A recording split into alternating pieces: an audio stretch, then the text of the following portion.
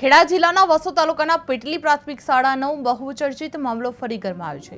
શાળાના શિક્ષકો દ્વારા આચાર્ય સામે કરવામાં આવેલા ગંભીર આક્ષેપોને પગલે આચાર્યએ જિલ્લા વિકાસ અધિકારી અને જિલ્લા પ્રાથમિક શિક્ષણ અધિકારીને આવેદનપત્ર આપી નિષ્પક્ષ તપાસ કરવાની માંગ કરવામાં આવી છે। આચાર્યએ તમામ આક્ષેપોને ફગાવતા નડિયાદ તાલુકા પ્રાથમિક ધિરાણ મંડળીમાં 45 થી 50 લાખ રૂપિયાની ઉચાપત અંગે પણ સવાલ ઉઠાવ્યા છે અને છેલ્લા 20 વર્ષના હિસાબ રજૂ કરવાની માંગણી કરવામાં આવી છે। આ સમગ્ર મામલે હવે તંત્ર શું પગલાં લે છે તે પણ જોવાનું છે। પેટલી શાળાનો મામલો ફરી ગરમાયો છે, જેમાં આચાર્ય ડીડીઓ ડીપીઓને આવેદનપત્ર આપવામાં આવ્યું છે, જે નિષ્પક્ષ તપાસની પણ માંગ ઉઠવા પામી છે અને 50 લાખ ઉચાપતના આક્ષેપો સામે આવી રહ્યા છે, જે આચાર્યએ તમામ આક્ષેપો ફગાવવામાં આવ્યા હતા।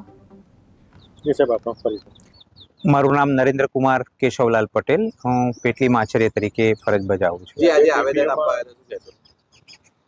આજે આવેદન આપવા માટે આવ્યો છું કે છેલ્લા એક અઠવાડિયાથી આપ સૌ ન્યૂઝ ચેનલમાં જુઓ છો એ પ્રમાણે અને વર્તમાનપત્રોમાં જુઓ છો એ પ્રમાણે કે મારા ઉપર કેટલાક ગંભીર આક્ષેપો થયા છે અને સ્ટાફે મારા સામે જે બાયો ચડાવી હતી એના પરિણામ સ્વરૂપે તપાસ સમિતિની પણ રચના થઈ હતી અને તપાસ ચાલી રહી છે।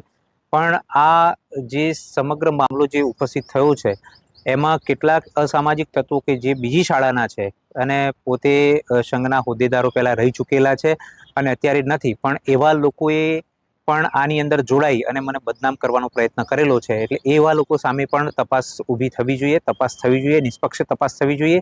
એ માટે હું માન્ય અમારા જિલ્લા પ્રાથમિક શિક્ષણ અધિકારી